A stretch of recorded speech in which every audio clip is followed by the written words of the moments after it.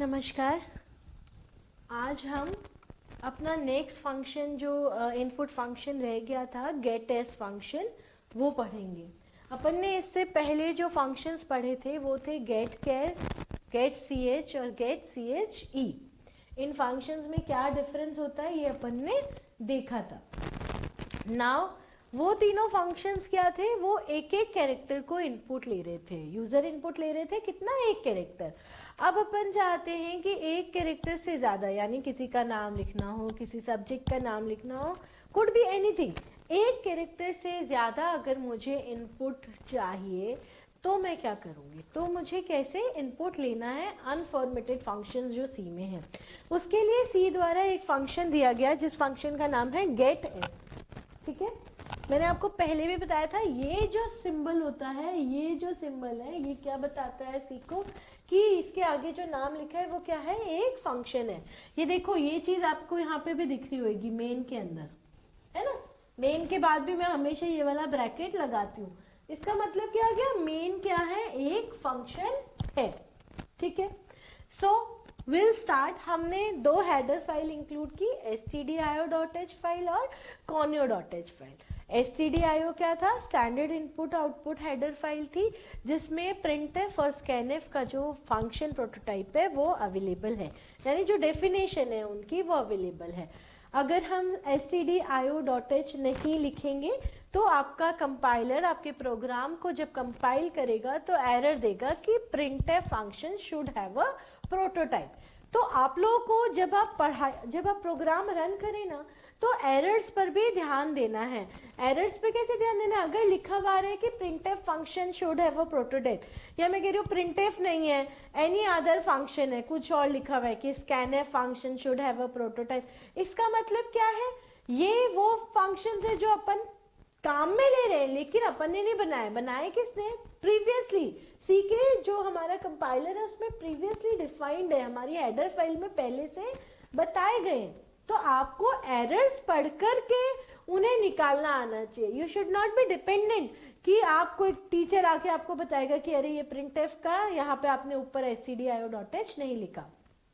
आप लोग रन करेंगे प्रोग्राम बार बार तो आपको एरर्स हमेशा पढ़िए और फिर देखिए कि वो एरर कैसे हट रही है।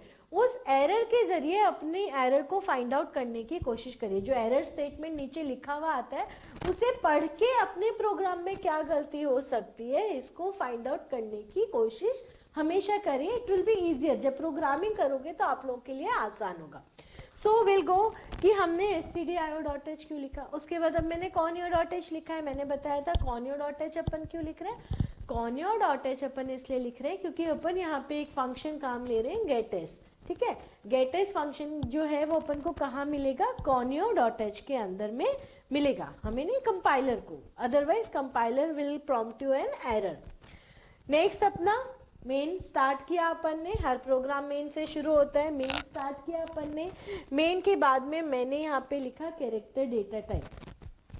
अब जो चीज नई है आप लोगों के लिए वो है ये, सी में जब मैंने आपको डेटा टाइप्स पढ़ाए थे तब मैंने आपको बोला था इंट होता है, फ्लोट होता है, कैर होता है, डबल, लॉन्ग डबल, है ना। लेकिन कहीं स्ट्रिंग नाम का कोई डेटा टाइप नहीं था। व्हाट इज स्ट्रिंग, स्ट्रिंग का मतलब एक से ज्यादा अक्षर, है ना। Could be combination of more, Ram, RAM Ram, है ना। कैरेक्टर मतलब सिर्फ आर, लेकिन अपन को पूरा नाम लिखना है राम जिसमें 3 लेटर आ रहे हैं, RAM, that is called string. इसको अपन क्या बोलते हैं, स्ट्रिंग बोलते हैं। लेकिन स्ट्रिंग नाम का कोई डेटा टाइप हमारे पास अवेलेबल नहीं है। सी जो है उसमें स्ट्रिंग नाम का कोई डेटा टाइप अपने पास में नहीं है, यानी स्ट्रिंग को अपन डायरेक्टली स्टोर नहीं कर सकते। तो अब अपन करते क्या है, सी में स्ट्रिंग स्टोर तो होती है, कैसे होती है, सी में जब भी मेरे को कोई स्ट्रिंग इनपुट लेना है तो मुझे क्या करना होता है, एरे काम में लेना होता है। एरे काम में लेना होता है। एरे क्या है, this is in your next unit, आपका नेक्स्ट यूनिट में है कि एरे क्या होता है। मैं एक छोटा सा इंट्रोडक्शन दे रही हूँ। यहाँ पे अपन ने जैसे वेरिएबल का नाम लिखा वैसे ही अपन एक एरे का नाम लिखते हैं। लेकिन अगर सिर्फ अपन ये लिखते और ये नहीं लिखते तो इसका मतलब क्या हो जाता, वो एरे नहीं होकर एक सिंपल वेरिएबल हो जाता। अब ch के आगे मैंने ये देखो, इस स्क्वायर ब्रैकेट्स बोलते हैं इनको, ये जो ब्रैकेट्स है वो क्या कहलाते हैं? Square brackets. इस स्क्वायर ब्रैकेट के अंदर मैंने एक न्यूमेरिकल वैल्यू लिखी है, CH ब्रैकेट में 20। तो इस 20 का मतलब क्या होता है? अब एरे क्या करेगा? एरे में अपन 20 अक्षर, यानी इस CH के अंदर मैं क्या कर सकती हूँ? 20 अक्षर सेव कर सकती हूँ। अगर नाम बड़ा है तो आप इसको 30 कर दो, 40 कर दो, 100 कर दो, जो आपकी रिक्वायरमेंट है उस हिसाब से अपन एरे की साइज यहाँ पे डिफाइन करते हैं। ठीक है, तो अब स्ट्रिंग सीधे सीधे तो नहीं अपन एंटर कर सकते थे, लेकिन एरे को काम लेकर अपन स्ट्रिंग सी के अंदर इनपुट करवा सकते हैं। ठीक है, तो अब नेक्स्ट, यानी हम CH में कितनी वैल्यूज डाल सकते हैं? 20। ठीक है, यानी 20 जितना कोई बड़ा नाम होगा तो वो CH के अंदर अपन सेव कर पाएंगे। प्रिंट स्टेटमेंट है, इस स्टेटमेंट में कुछ नहीं है, एंटर एनी स्ट्रिंग लिखा है मैंने और एक मैसेज दिया है, मतलब कि जब एकदम ब्लैक स्क्रीन आ जाती है जब अपन इसको रन करते हैं ना प्रोग्राम को, तो ऊपर एक मैसेज आता रहे ना कि हमें करना क्या है नेक्स्ट स्टेप, तो ये लिखा हुआ आएगा एंटर एनी स्ट्रिंग। तो बीइंग अ यूजर अपने को पता रहेगा कि अपन को क्या करना है, एक स्ट्रिंग एंटर करनी है। ठीक है, इस मैसेज के बाद में मैंने एक फंक्शन कॉल किया गेटएस, जिसमें पास किया है मैंने CH को।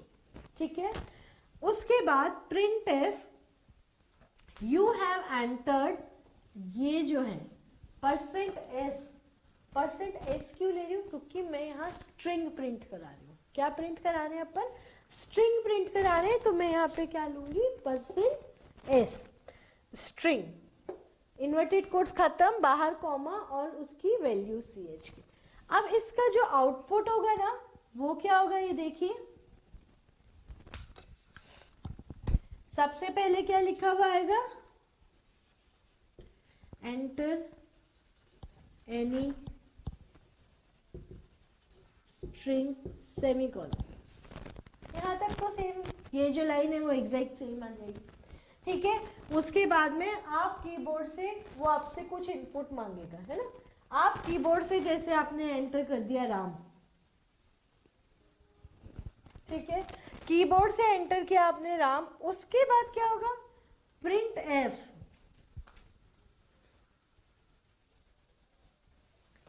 You have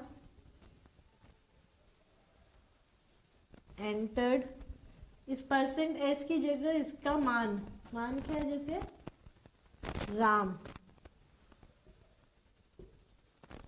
string. ठीक है,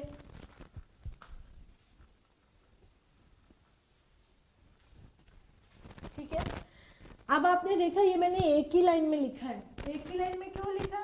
पिछले लेक्चर में क्या बताया था? हमें क्या काम लेना होता है? \n। \n क्या होता है? न्यू लाइन कैरेक्टर, यानी ये वाली जो स्टेटमेंट शुरू हो रही है कहाँ से शुरू होनी चाहिए? नई लाइन में। अगर ये अपन नहीं लिखेंगे तो वो ऐसे आउटपुट देगा, पर ऐसा आउटपुट तो रीडेबल नहीं होता ना। ये चीज एक लाइन में आनी चाहिए, फिर दूसरी वाली दूसरी लाइन में आनी चाहिए। So what we need to give is \n। तो आपको \n बहुत सारी जगह मिलेगा, कंफ्यूज होने की जरूरत नहीं। It's just a new line character. जहां पे भी \n आ रहा है इसका मतलब क्या है? हमको अगली पंक्ति में लिखना है, अगली लाइन में लिखना है। तो जैसे ही मैं ये लगाऊंगी, ये जो स्टेटमेंट है वो मेरा कहाँ आ जाएगा? यहाँ नेक्स्ट लाइन में आ जाएगा। तो ये क्या है? गेटएस क्या कर रहा है? एक स्ट्रिंग को इनपुट ले रहा है। अब जैसे गेटएस है ना,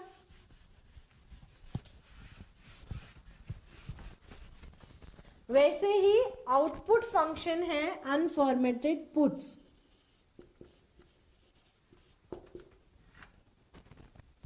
ठीक है, आउटपुट फंक्शन क्या है? पुट्स। ये पुट्स क्या करेगा?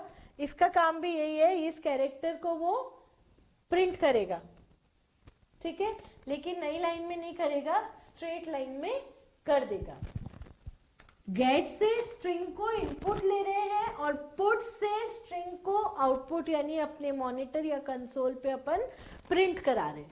ठीक है, पुट्स के जो आउटपुट अनफॉर्मेटेड फंक्शन थे वो दो और थे, पुट ch पुट कैर करके एक फंक्शन था, उसको कैसे काम में लेंगे देखते हैं अपन। इसको मैं इरेज करती हूँ। पुट कैर कैसे काम में लेंगे, कुछ छोटे से चेंजेस कर दिए। मैंने क्या ले लिया, कैरेक्टर ch ले लिया। एंटर एनी स्ट्रिंग, स्ट्रिंग तो है ही नहीं अपने पास में, अब क्या आएगा, एंटर एनी कैरेक्टर। ठीक है, किससे लेते थे कैरेक्टर इनपुट अपन, इससे लास्ट लेक्चर में अपन ने पढ़ा था, किससे ले लेते थे, ch बराबर, जैसे मैं ले लेती हूँ गेट कैर।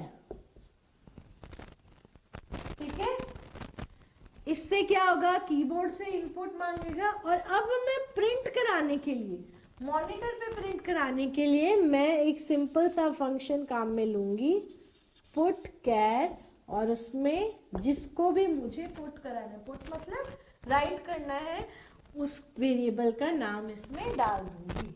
तो अब इसका इनपुट क्या आएगा, अगर मैंने एंटर एनी कैरेक्टर तो लिखा हुआ आएगा ही,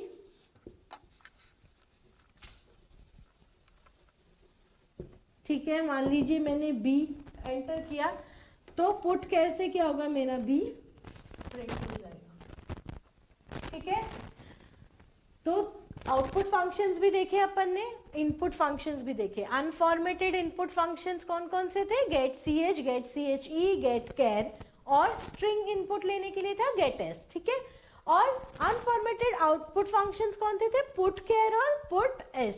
ठीक है, कई जगह आपको पुट ch भी मिलेगा, put ch and put care is उनका एक ही काम होता है, एक कैरेक्टर को अपने को आउटपुट पे देना। ठीक है, गेट ch, गेट che में क्या अंतर था, गेट ch इको नहीं करता और गेट che इको करता है। This is the basic difference between gate ch and gate che। Get कैर भी इको करता है, लेकिन इट रिक्वायर्ड अ रिटर्न की, एंटर की को वो रिटर्न करता है।